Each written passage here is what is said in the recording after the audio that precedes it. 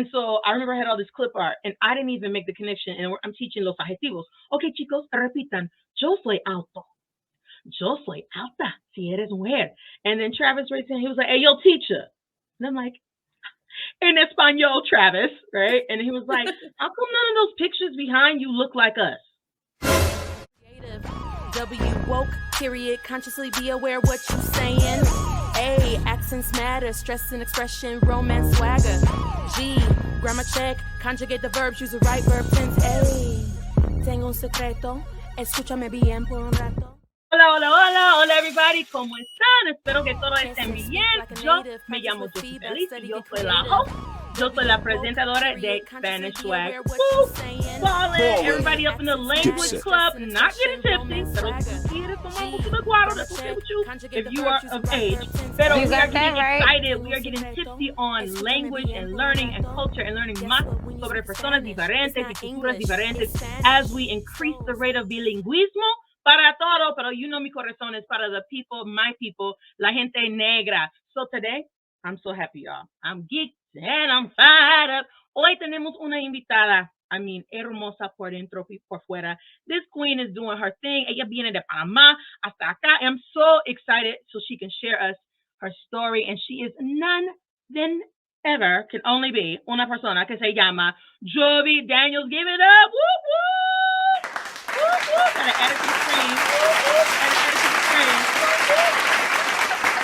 Hola, hola, hola, Jessie Feliz. Me encanta tu energía. Thank you. Oh my God, this is so awesome. Thank you for having me. Gracias a ti.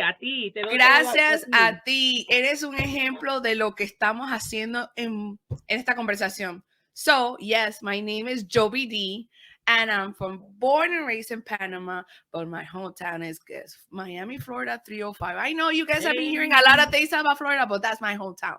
The FIU, if you're from FIU, then you know. Anyways, love it. I was 305 up in Miami. I'm gonna represent that 313 up in the D as in Detroit, but we got Yovy D in the house con nosotros. Okay. Yes. So, oh my God, my journey. Tell us about your journey. Yes. Pero ¿a qué edad llegó a los Estados Unidos? Y cuéntanos. Y también, let all of you know, you need to follow this queen en Instagram. Búscala, Chombita Chronicles, Yovy D. Find her. Búscalo en YouTube, en todos lugares, en todas las redes sociales, because this queen is doing some things para la comunidad hispana por lo general, pero con un enfoque de la afro-latinidad, what is not always included, and she is making sure to include that as part of her journey porque es parte de quién es ella. Ok, mi amorcita, yo voy a estar más callada. Cuéntanos tu historia, everything about you that you want to share. Perfecto.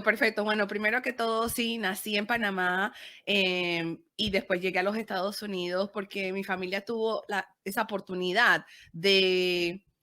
Hace mucho tiempo, en los Estados Unidos decía la gente, hey, llégate por acá, si ya trabajaste para el canal, hey, ¿por qué no traes a tu familia, a tus primos? Y bueno, eso fue lo que sucedió. So, básicamente, I have a lot of family spread and sprinkled around the United States, so everybody's a little bit here and there. So I made it to Florida, Miami in specific. Yes, I need to make Miami specific, South Florida. So that was my hometown. Porque hay una diferencia. Like, oh, totally. Central y el sur. You know, like, en serio. Dade County. That's how it's like Dade County or Wade County if you are Miami Heat. Anyway, so then I was so excited. So I was there, you know, and I had to adapt. It was a culture shock, even though I didn't feel that it was a culture shock. I am not saying that racism and discrimination was not present. I actually realize it now when I was reflecting about myself when I was in Panama. I graduated from high school, terminé mi secundaria y me di cuenta de que yo, en comparación de otros estudiantes de descendencia afrodescendientes o de color, no conseguimos las mismas oportunidades que el resto de nuestras clases. No. Y fue ahí donde yo dije, wow, joven graduada de 18 años, bilingüe, y no conseguía trabajo. Eso fue como que yo decía, ay, pero qué raro, ¿por qué no es? Pero bueno, cuando llegué a este país, me di cuenta de las oportunidades, porque por eso fue que llegó mi familia. Todo el mundo decía, estudia, estudia, estudia, que nadie te va a quitar eso, que esa es la educación.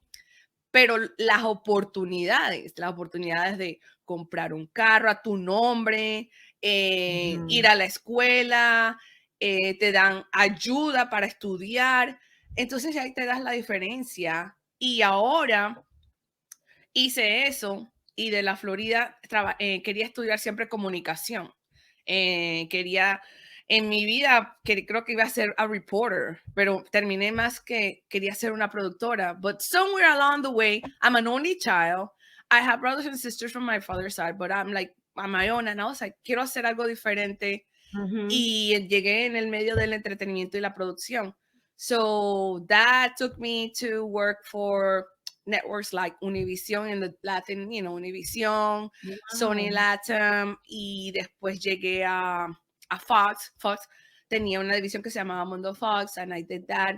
I have been in the whole industry for like maybe 20 years, and but I was fortunate to see myself, verme en espacios donde yo era la única persona, mujer, negra, y yo decía, pero wow, era como que una conciencia de privilegio, pero al mismo tiempo dice, pero ¿por qué no hay otras personas como yo en estos espacios? And that, ahí como que I'm like, okay. O cuando veía a la gente, cuando tuve la oportunidad de trabajar en Colombia, muchos vi las personas como yo, como nosotros, en posiciones de servicios, help. Así. Y creo que tú estabas. Y entonces yo decía, pero ¿qué pasó aquí? There's something that I'm not pinpointing. Y lo que pasa es lo siguiente. Cuando yo fui a la escuela, a nosotros totalmente empezaron la historia diciéndonos, aquí llegó Cristóbal Colón para conquistar América. Se olvidaron del resto de los buques que llegaron de África antes, mucho antes de Cristóbal Colón. Nada. Y esa fue la historia que yo digerí. Pero entonces tuve que desaprender, estamos hablando casi 20 años después, desaprender y entender qué es lo que estaba. Y gracias a la comunidad afroamericana también, que fue donde dijeron, ok, this is what's going on. Y entonces aquí estoy y creé y tuve la oportunidad de crear este podcast. Empecé as a corporate employee, que I got laid off 3 times in a period of 5 years. So then that was another catalyst. Sí. I created one podcast for entrepreneurs and former corporate employees, which is Yovy show. But then everybody was like, Yovy, you have this accent, what's going on? You look different. And I was like, because I speak Spanish. And then it's like, maybe you need to tap into that. And I was like, okay, I'm listening to people talking. And I was like, oh, okay, something is up with this. And I was like, let me try. Y hice el podcast Chombita Chronicles en español para hablar de las historias de personas como yo que vivimos una dualidad en espacios donde somos latinos, pero latinos, it's not a race. We are not monolithic. We just can be so different. No. Hay chino latino, hay hindú latino, hay West Indian latino, hay de todo. Entonces, pero lo que se está viendo desafortunadamente en las novelas, en las pantallas, en media, it's not matching with the population. No, absolutely not. Porque vea, como un tercer de la población hispana es de herencia africana. Now let's just pause right there. Even that un tercer, me imagino que hay más. Sí. It's just, en algunas comunidades la gente prefiere escribir que son mulatos en vez de decir que son negros. And I get it. Hay racismo, hay injusticias. And so you want to identificar como una persona más privilegiada. Pero eso es la injusticia. Porque de ser desde la niñez, una persona de herencia africana, si es una persona afroamericanita, una persona africana, porque vea, yo hice una entrevista con una mujer, se llama Monanga Bueneke, y en su idioma nativo su nombre significa estrella. Y ya le he dicho a ella que sí, ella es una estrella de verdad. Pero yo pensaba que el problema sobre la maleducación de nuestra pasado solamente fue problema acá, en este lado del mundo, en las Américas. Pero así no es la cosa. También en partes de África, los niños aprenden la historia de su país y ellos todavía están viviendo en su continente. Ellos aprenden desde la llegada de los conquistadores. And I'm like, I'm thinking, porque ellos están allí y no han salido y ellos no estaban parte de la diáspora africana como nosotras, nuestros antepasados. I'm thinking that they have more of a rich connection. Tú pensarías, sí, tú pensarías. Pero así no es la cosa. No, porque desafortunadamente la gente que está escribiendo estos libros para las escuelas, you know, whoever is making those decisions. Y ahora, digo, la buena noticia o the good thing is that estamos rescatando la historia, estamos documentando y hablando de nuestros ancestros, de las personas que verdaderamente hicieron la diferencia, porque todo empezó en África. Al que le guste o no le guste, that's really what it is. Right. Facts. Period. Así es la cosa.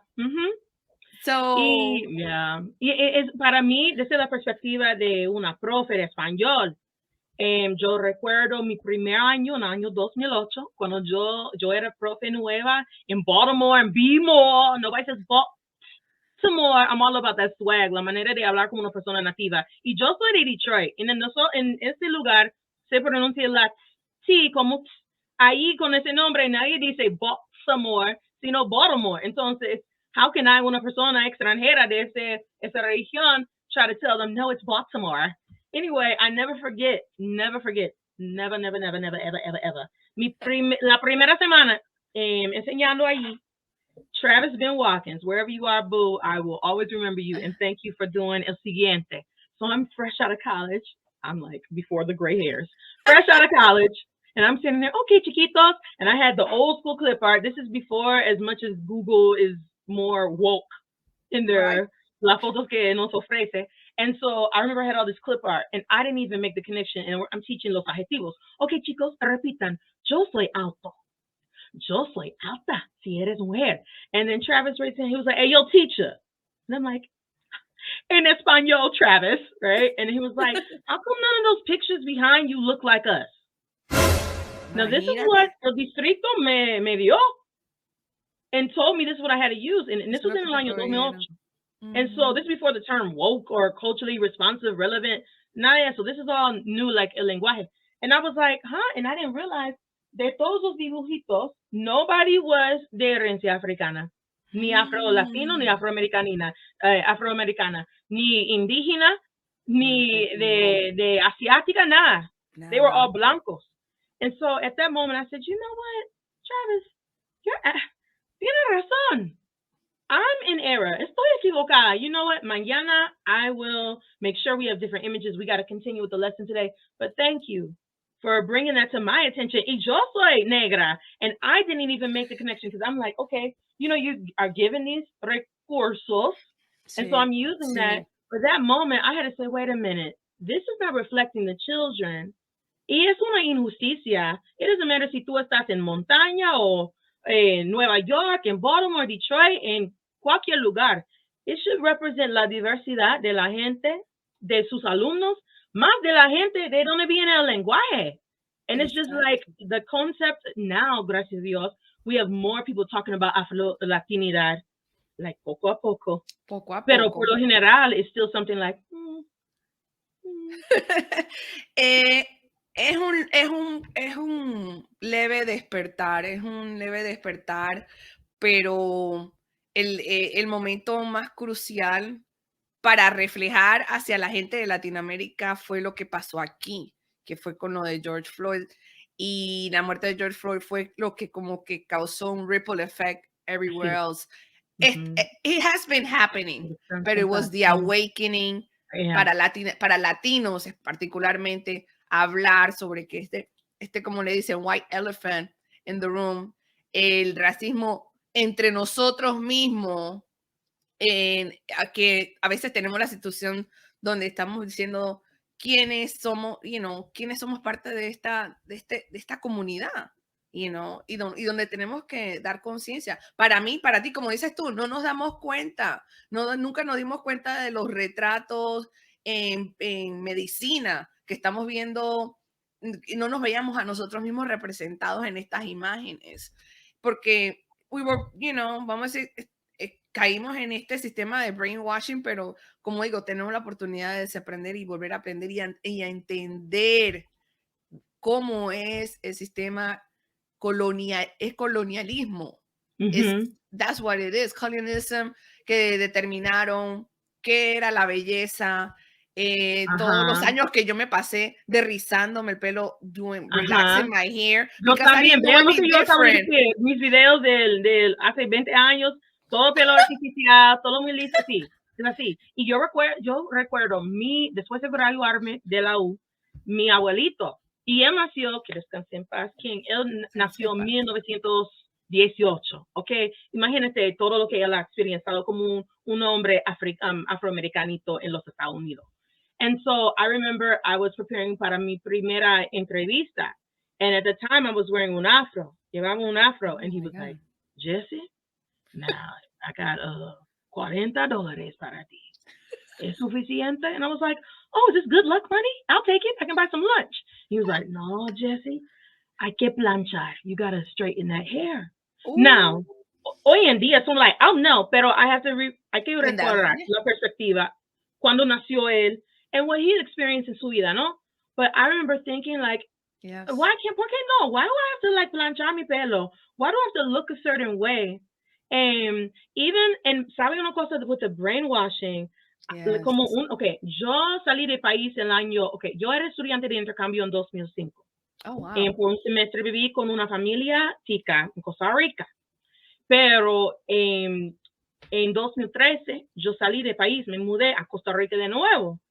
Y I remember like leading up to that la segunda salida, I was wearing my hair back out natural, antes de los locks y todo. And honestly, I received more comentarios de gente negra saying, girl, why? Ellos estaban bien acostumbrados a ver mi pelo planchado. And like, what's going on with your hair? And I'm like, no, why can't I have my hair? And at that time I wasn't wearing sin maquillaje, sin nada. I was like, I'm going to be todo puro natural. And I just remember seeing it from both sides. Pero siempre estoy bien agradecida por vivir en Costa Rica, especialmente en el Caribe Sur de Costa Rica, because there I'm amongst all these people who embrace like toda la naturaleza. Sí, and it was not anything. And now I'm like, oh, you're going to get who you're going to get. I love mi pelo natural.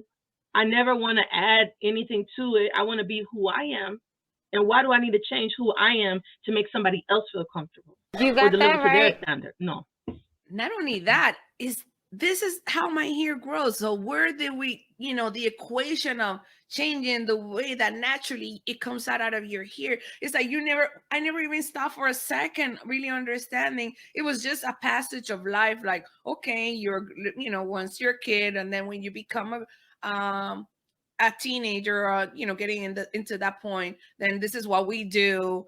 And it was like, but I never actually even questioned it. It was just like, this is what we do.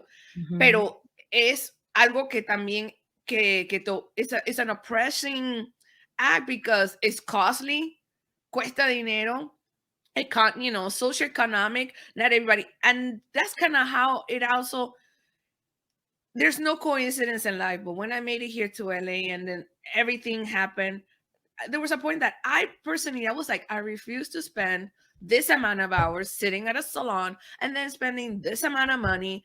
And I'm like, no. There has to be something different. And I was like, you know what? I'm going to let my hair grow. Let's see what happens. And it was the best thing. I can understand that que uno tiene siempre como inseguridades sobre su apariencia personal, pero era algo que básicamente cuando yo vi mi cabello hice click, and I was like, I love what I see. I love myself. I really, really got to this appreciation of who I am. Yes. Yeah. Because it's like, my thing is this, to each his own, a su preferencia, a su gusto, no? Like, if you quiere planchar su pelo, haga lo que quiera hacer. That's fine. The thing is, do you feel like you have to? Like you were saying, it was like a rite of passage. Do you feel like this is something you have to do? And I'm also remembering now, oh, wow, you just triggered a thought. I remember que yo estaba en una reunión in Baltimore, and we were all in there for future directores. de escuelas. And it was a man that came in there and he had cornrows. And he llevaba un traje, like bien profesional. Yes. You know, he walked in there, but he had these cornrows, like straight up Jaheim cornrows in his hair. And I never forget, he walked in the room. First of all, él era el único negro, hombre negro en la clase conmigo. Y yo era la única negrita. But when he walked in the room, I remember everyone stopped him. And I looked and I'm thinking, like, man, I'm trying to get to stare like we're connecting to each other. But everyone looked at him and I remember he sat down. Again, brother was together, put together, like eso, see? He sat down, professional, had his laptop, his briefcase, all that stuff. But people were looking at him and I watched the eyes, la mirada. Fue bien enfocado en su pelo. I was watching it. Because I'm like, I want to see, are you looking at, de qué parte de él? It's like, are you infatuated? And they were all looking at his hair. This brother, él tiene su maestría, experiencia como profe y todo, su currículo, but because he has some braids in his hair, someone is offended? Like, no. Eso no. Sí. Bob Marley, una de mis citas, una cita de él que me encanta.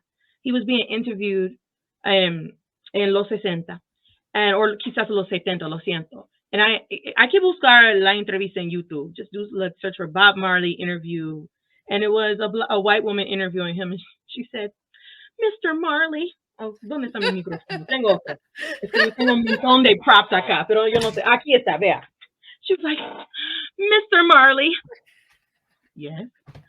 Many Americans are offended by your appearance. What do you have to say?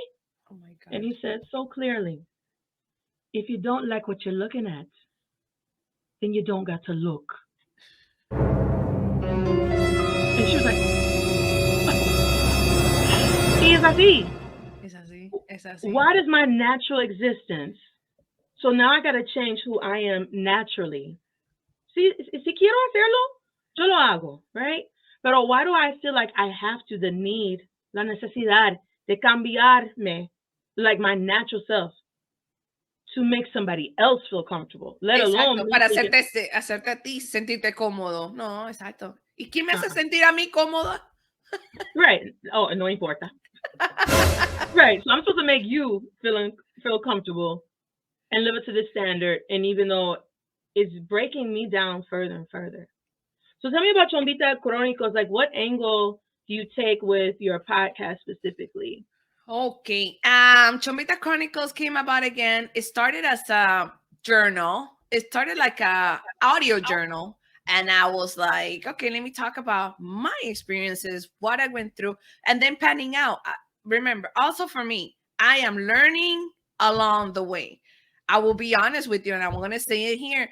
If you would have told me 10 years ago, Yovy, you are Afro-Latina, I would be like, what are you talking about?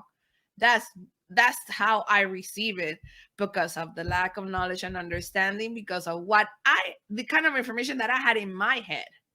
But then when I started, my curiosity, understanding, and the experiences that I was going through, I was like, and I will tell you honestly, I will walk into a room, I'm not thinking about I'm going to be discriminated. But then when I look back, it's systemic racism, because I will tell you right now, when I even got laid off, the path of my life versus the path of my coworkers in Los Angeles was like, I felt this energy, this drawn of that it was like the system was pushing me in a different direction, completely polarized from what my friends were experiencing. And I was like, what is this? And I felt almost defeated. But I started looking at resources and asking and putting myself, I'm like, no, this is not going to be different for me. It has been very thick. And I know that you guys know it's like, oh, LA is that land of Hollywood and everything. But behind the scenes, a lot of people are suffering. And we are really all, truth at the matter. We are known as, there's a high incidence of homelessness because of the cause. And it's very scary. But then I will tell you something also. There is a niche of people that really, truly care in this community. It takes a while. Some people tell me, hey, what is the difference between LA and Miami? it's just different atmosphere. That we all next to the ocean, but you can figure out your way in a certain period of time and join. Now, Chombita Chronicles came about that. It came about when I was in a corporate space. I was a leader, and I was getting a lot of microaggressions. I didn't know there were microaggressions, but everybody was questioning, saying, ¿por qué ella? ¿Qué ella qué grado tiene? ¿Por qué ella va a ser? And everybody just started questioning, and I was even written up. And I almost got to the point that I almost actually was going to quit and leave because it was so much. And I was like, you know what? I'm going to carry myself with integrity. There was a turnaround. Everybody finally came through and saw my vision. But the obstacles of it, the questioning of it, like, why you? What do you learn? How do you got your degree? And all this question is like this: a person of another shade will never ever go through. Nope. And that's the birth of Chombita Chronicles, that I said it was a storytelling podcast where I really wanted to speak and share notes or share experience and say, I am not the only one going through this. But the thing is that we have never had the courage to speak about it in this way. Yes, we have Oprah and many other representatives but we talk about the conversation, but we always have spoken about the conversation from the other side, not from our side, and how we felt and how we've been carried and what we had to adapt and assimilate, and then just live this double life. Like I felt like vivía en tres mundos diferentes. En un lado era latina, pero no latina suficiente. En el otro lado era negra, pero no era negra suficiente, porque decían, tú tienes ese acento, entonces estás adaptándote a ser americana. And I was like, ¿qué es esto? But a mi ventaja, to my advantage, I was a comedian because I would adjust. And that's your power. That's your power, where you can be in different spaces, and I was able to make it possible. A mí me encanta. Saludos a ti, Queen. You know, basado en lo que tú acabas de decir, estoy tratando de subirlo ahora. Hay una cita, hay una era, que descanse en paz. I always say rest in peace to everyone that no longer is with us. Una poeta chicana se llama Gloria Alzadúa, and I absolutely love what she said. Es el siguiente. Ella dijo, I am my language. And she writes, so if you really want to hurt me, talk badly about my language. Ethnic identity is twin skin to linguistic identity. I am my language. Until I can take pride in my language, I cannot take pride in myself. Until I can accept as legitimate Chicano, Texas, Spanish, Tex-Mex, and all other languages I speak, I cannot accept the legitimacy of myself. Until I am free to write and speak bilingually and switch codes without always having to translate, while I still have to speak English or Spanish when I'd rather speak Spanglish, and as long as I have to accommodate the English speakers rather than have them accommodate me, my tongue will be illegitimate. And that comes from an excerpt of How to Tame a Wild Tongue, an essay that she wrote. And yo no soy Latina. Yo soy negrita from Detroit. Let them know. Pero, you know, como una persona de color, it resonates with me so much from like desde otra perspectiva, right? So for me, as I started to desarrollar la manera de hablar como una persona nativa, como, no igual, pero sino como, I always received the thing like, oh, no eres Latina? Like, oh, so you can't, and at first I thought, oh, it's a compliment. You're saying that I'm speaking Spanish well. Thank you. But then it started to make me, I mean, over time, it started saying, wait a minute. Hasta el punto, I remember having to show mi pasaporte to different people. Or like showing me cédula so they could see me apellido. Like, people literally not believing. I was like, wait a minute. So are you trying to tell me that someone that is African-American, nacido en los Estados, right? Sí. You're telling me that we cannot be bilingüe? Like, as if this is, I know the image is not there, but hay un montón de personas bilingües, multilingües, right? Sí. Pero that's not the image. And we talk about las oportunidades. En 2005, y aunque los tiempos van cambiando, los números, las estadísticas, básicamente son igual. When I was a student in the intercambio in Costa Rica, there maybe were 5 of us negritos. Imagínate. Out of like 200 estudiantes. And still, hoy en día, el porcentaje es como 5 y algo, más o menos 5% de los estudiantes de intercambio son de herencia africana. That includes Afro-Latina and Afro-Latino y Afroamericanito.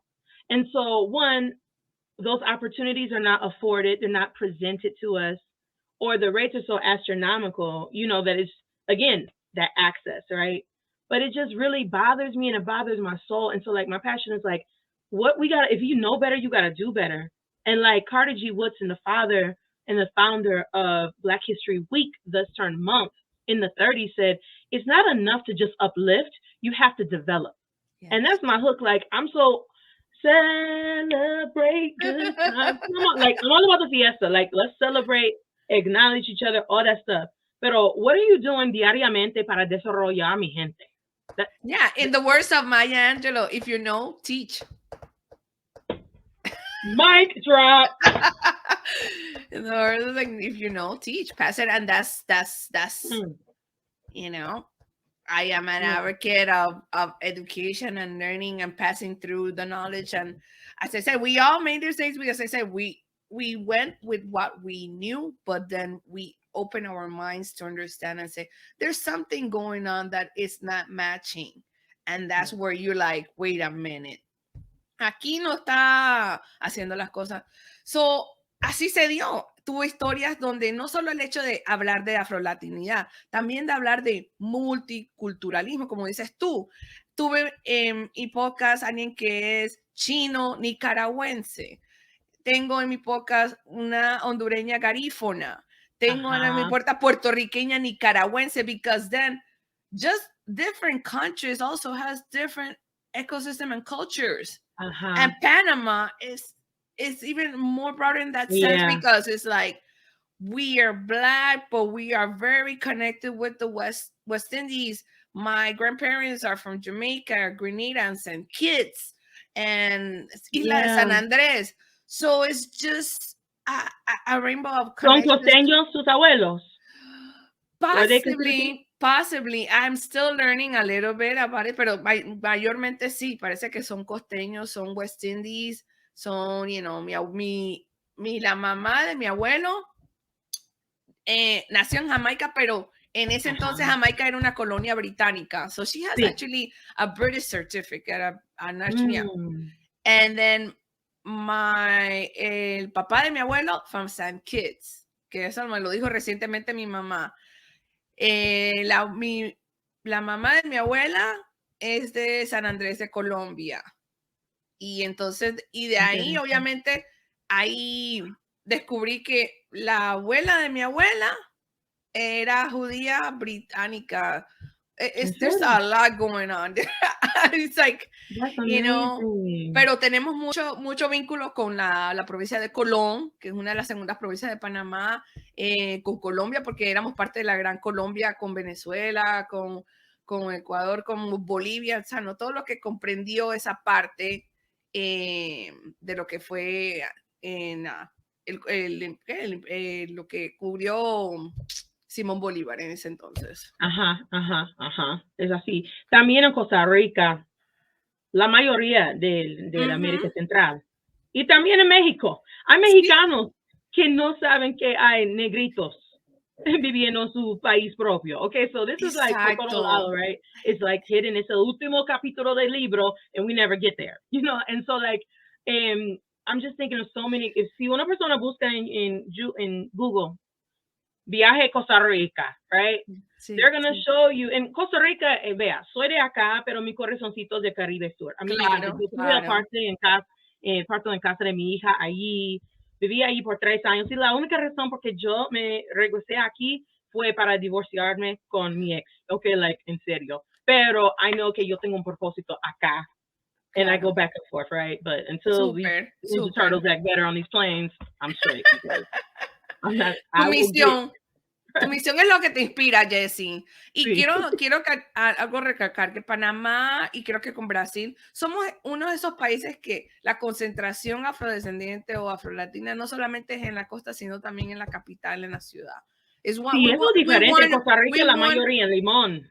y gran parte de Honduras es La Ceiba, y entonces seguimos Ay. y como creo que me dijeron en México es Oaxaca, Veracruz, o sea, casi usualmente la gente está en la costa porque vamos a pensarlo, think about the transatlantic trade, los buques llegaron, pasaron, muchos de ellos no llegaron ni siquiera que iban en dirección a los Estados Unidos, pero la gran parte de toda la gente que esclavizaron, porque no fueron esclavos, Sí, esclavizaron, que fueron esclavizados, no fueron exacto, esclavos, no eran. no lo eran todos, y entonces nuestros ancestros cayeron en muchas de estas partes de las islas que obviamente que nadaron hacia las costas de todos estos países.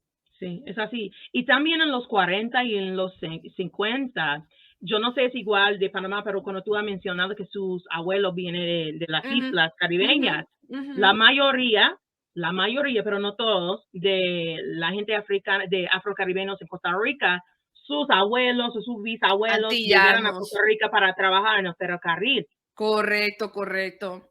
Sí, pero una cosa muy interesante, y cuéntame esto sobre Panamá.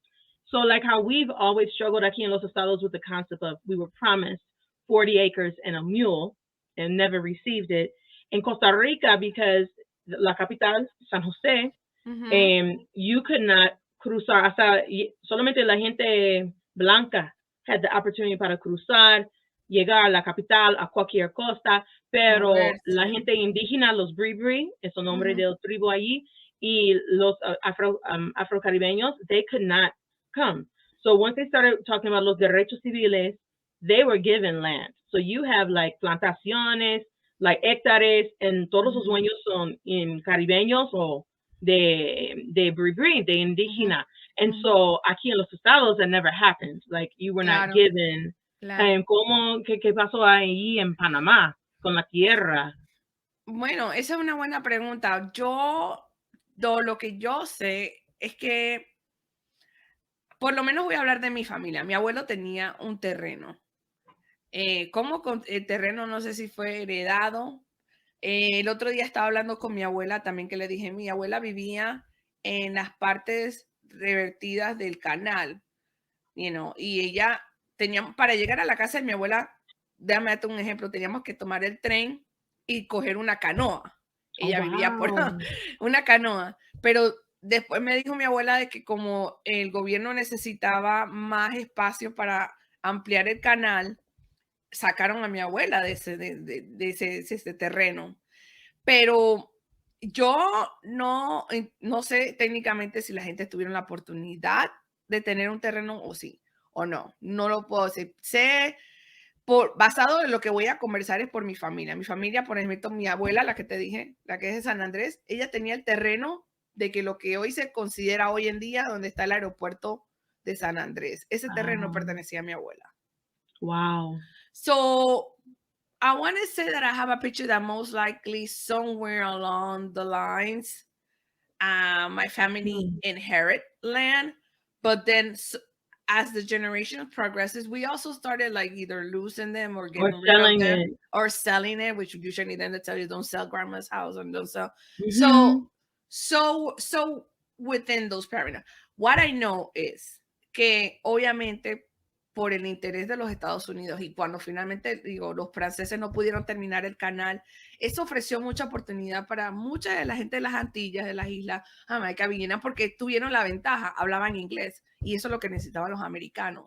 Entonces, había un parámetro entre la gente antillana, nuestros ancestros, que vinieron para terminar el canal con los americanos, pero los americanos llegaron a Panamá y ellos también implementaron Jim Crow laws. Había momentos en las áreas revertidas en la zona que was like colored and white. So ellos ellos trajeron esa conciencia, esa colonizer mentality. Sí, yo me acuerdo, yo era una niña chiquita, pero y era también en el ferrocarril. Por eso que hubieron muchos revueltos con los estudiantes diciendo de que, how can these people be here? Ustedes tienen que darse un poquito de research, pero sí, había ese roce you know, social del país y toda la cosa. Pero eso es lo que yo me acuerdo.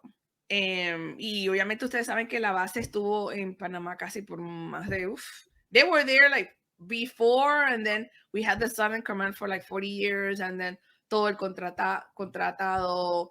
And anyways, so, por eso a veces nos dicen a nosotros panameños que nos llaman los cananeros, but then we have a lot of Americanized influences. We do, to a certain extent.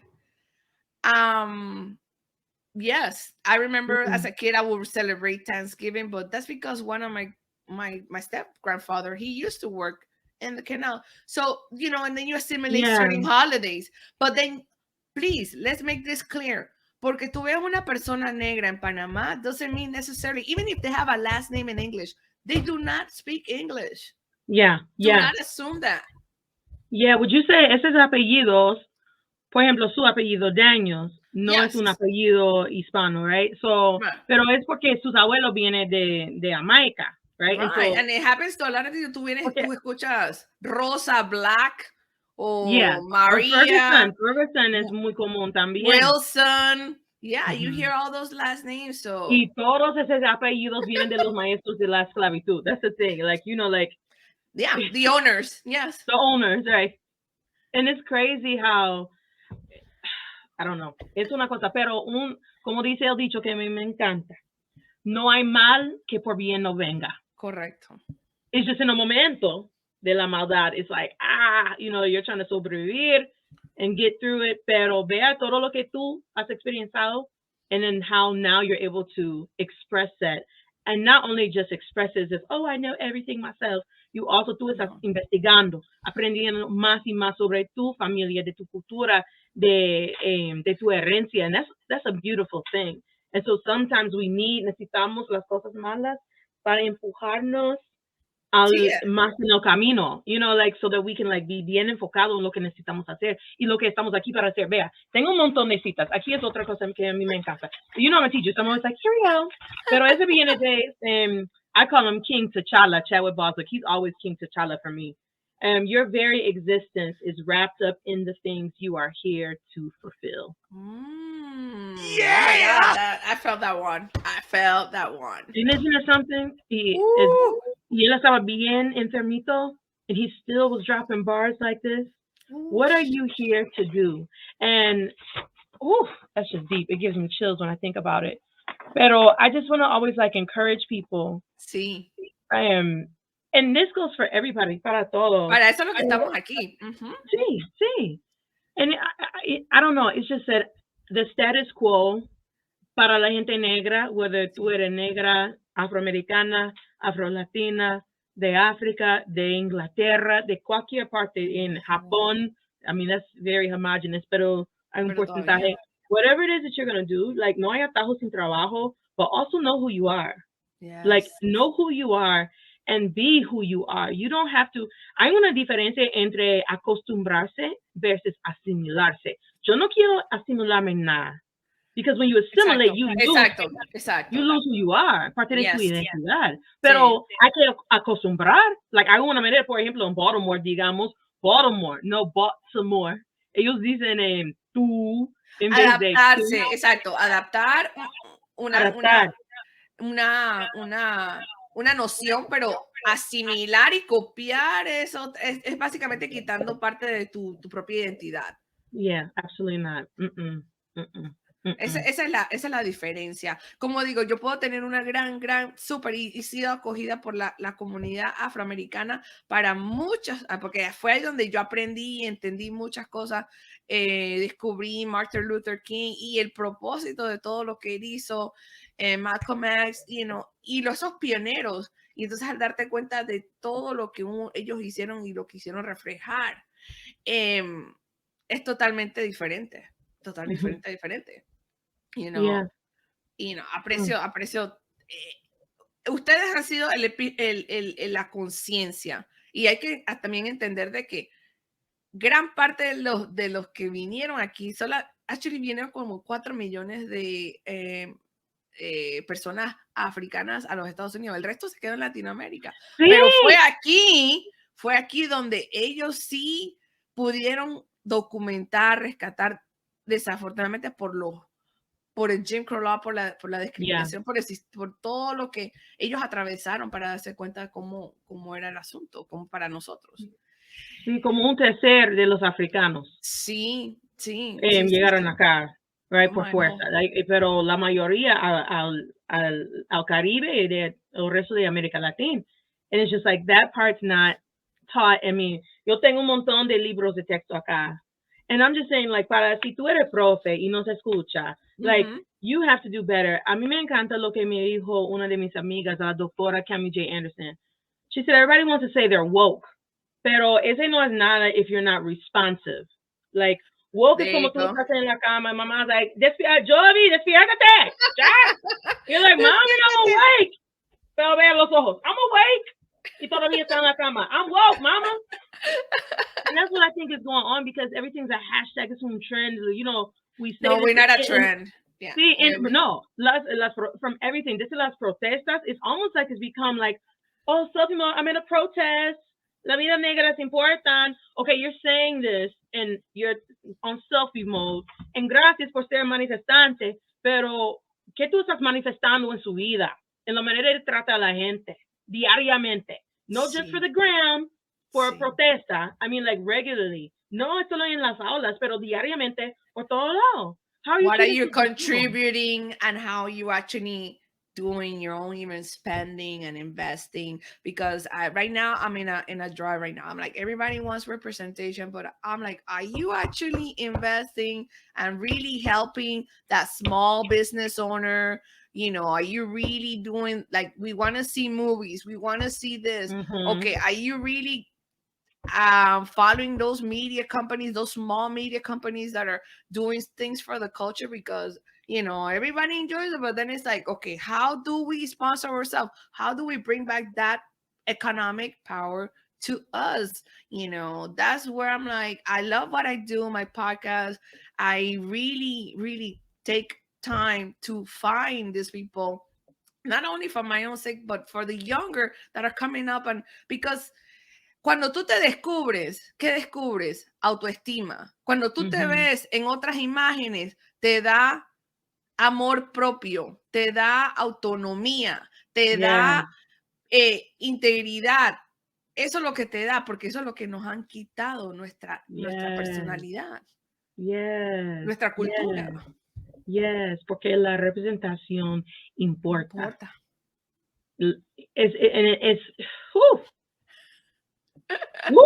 Como dicen los amigos. It really does matter, you know, like, because you see this image and you see yourself and you see that's a possibility. Because la media is going to always show these aspects, right? And we already know, pero hay un montón de recursos ahora, hoy en día. Total, no hay excusas. No hay excusas. It's just you, but still with the brainwashing, right? It's one thing for the folks that are saying they're woke. Okay, be responsive with your wokeness. But then there's some people, you know, like they talk about el sueño americano. It's like, okay, is it really un sueño? It's more like, are you asleep? That's the thing. While you're thinking about ese sueño, you keeping up with the Joneses, you need to wake up and like do something. I love you talked about like this economic power, and I see this push, this change, and I love the good things that we're doing. I love what you are doing. You all have to follow. I can seguir Yovy en línea at Chombita _ Chronicles. Please busca ella. She has so many amazing podcasts for you to listen to, or shows, episodios. And she is too. Can you tell us one more time cómo se llaman los dos? Okay, uno, como dije, the Yovy show started in 2017. That was like the transition. I'm like, okay, what is the best source that I can find and know and learn myself from transferring skills from being a corporate employee to becoming an entrepreneur. So it was like the hashtag is from broadcast to podcast, you know? So that's one. That. And that's an ongoing podcast. And then I have Chombita Chronicles, which again, I share Afro-Latinx, Afro-Latinidad, multicultural, because as I said, Latinos, we're not monolith. And then I just dive into conversations with Gen Z, millennials, Gen X, everybody, but we share the commonality of experiences that, yes, we talk about here because it's an empirical. We talk about also colorism. We talk about the opportunities and what it takes also as a person of color, Black, to actually have a business, create a business, push the business, and conversations of many. I actually right now I found this guy. I was curious because I was looking.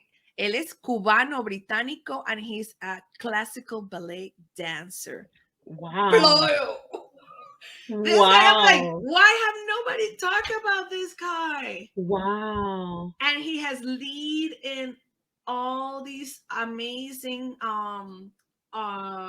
presentations on art of Don Quixote, you name it, like whatever, if you are really, but I'm like, the correlation of being Cuban, Black, British, hablan español, and he's a belly dancer, and he's a man. Oh, it's just mind blowing. Yeah, like just hearing those adjetivos. I'm like, I need to talk to him, and I'm going to have him very soon in the book. I'm like, these are the stories that I'm seeking for. It's the difference. It's like, it's just showing you the possibility of what we are capable of doing. Barack Obama made that phrase very popular, si se puede. And I know things can become cliche, but it really is real. Si se puede. But you need to know that gnosis you have to have. Porque hay una diferencia entre la competencia versus la actuación, right? And so we don't see cosas actuando porque le falta la competencia. And if we can, like you said, what Maya Angelou said, I love that. If teach. And teaching, ser maestra is not limited to being in una aula física. The children in your life, your nieces, your nephews, your cousins, your familia. We got to teach sometimes the elders too, because de su generación, there was definitely not the wokeness. And if you were aware, you kept that to yourself, right? But now we're speaking. That's the thing. We were not sharing the knowledge. Yeah. No. Yeah. And to know and to investigar su familia, like that's the árbol genealógico, because it's so important to know where you come from and to pass that on. I think it's lovely. So Queen, ¿tiene algo más para compartir con nosotros? Porque vea, podemos seguir hablando todo el día. Estar aquí todo el día, ¿no? Todo el día, mami. But your swag is everything. It's everything. Thank you. This was so much fun. De verdad que sí, me encanta lo que tú haces. Eres ejemplo de lo que verdaderamente es de la posibilidad. You are that, me encanta todo tu YouTube, tu contenido, la educación académica que le estás pasando a tus estudiantes. Tu espíritu es contagioso. Gracias, mamicita. Vea, le doy toda la gloria a Dios, vea. Y la cosa que me gusta mucho sobre el aprendizaje de lenguajes es que cada lenguaje del mundo, todos los idiomas, son reflejos de la cultura. Like you can tap in, como lo que tú ya lo sabes, you can tap into understanding, like more about people, and it redefines quién eres tú, tu identidad propia, by learning more about somebody else's. Like, y ahora estoy aprendiendo Kiswahili. Y un beneficio para personas que son hispanohablantes es que las fonéticas, las vocales son iguales, A, E, I, O, U. So una persona hispana can read, puede leer Kiswahili, pero es something that's different, como una cosa nueva para mí. And I'm just like in el primer paso de aprendizaje. Es como, we have la diferencia entre tutear versus usted, right? Es más como la manera de preguntar, depende del contexto, para ser más respetuoso. En Kiswahili, el énfasis es menos en la manera de preguntarle a otra persona y más en la manera de contestar. So there's like a formal way of introducing yourself, presentarte, and an informal way. Even though you can still ask, Gino lako ni nani? What's your name? Gino lako ni nani? It doesn't matter si tú eres niñito, si tú eres dueña de una propiedad. Gino lako ni nani? Pero la manera de contestar. Informal, mimi ni Jessica, como soy Jessica. Versus, Gino lango ni Jessica. Yo me llamo, mi nombre es, pero es considerado ser más formal. And it's a beautiful thing para comparar different languages, and it helps you understand how people perceive the world. Sí. I love the word, como rest in peace, Celia Cruz, la negra tiene tumbal. There's not one word for tumbal. that can, it's multiple meanings. Like, but you know it when you say tumbao. It does not translate how it needs to translate. When I say swag, I don't care how people try to translate it. You got to say it as it is. You dripping in swag. You cannot, no puede traducir esto drip. Oh, I'm going to drip. Echar un poco de swag. No, it's not the same, you know. Pero it's a beautiful thing. And tú eres hermosa. Y la belleza es beautiful to have it por fuera, lo que tienes. Pero es más importante la belleza por dentro. And I'm so thankful to have met you para conversarte. We got to colaborar más. Total, eres siempre bienvenida. Y lo que mi mejor consejo que le digo a la gente, si tienes la oportunidad, please, do yourself a favor, get a passport. There's a lot to see out there. There's a lot. That's all. Yes. That's my message. Look, that's your second mic drop. Mic drop. Everybody put your hands in the air. It's so much. I listen to my podcast, of course, definitely. I know, it's distribution everywhere, wherever you like to listen to your podcast. Yes, and now, Queen, you are on iHeartRadio. Yes. I love it. I love it. Just sigue adelante. Just keep doing it. Do it for yourself, para ti mismo, para la cultura, y para la comunidad. You know, we all want to be the best version of ourselves. We're not here para compararnos con nadie. Like, it's just be who you are. And as Chadwick Boseman and King T'Challa said, find your purpose on the earth, and that's your existence. That's the reason why you're here. Not to be como otra persona, to be la mejor versión de ti mismo. And that's what we're all here to do, and just make the world a better place. So, bendiciones a ti, saludos, gracias por haberse tomado este tiempo para pasar un rato con nosotros. And te quiero mucho, and I'm so thankful that you are just doing what you're doing. Keep doing it, Queen. Keep doing it, Queen. Thank you. I receive all this vibes. Thank you. Yes. Okay, chaito. Hey, tengo un secreto. Escúchame bien por un rato.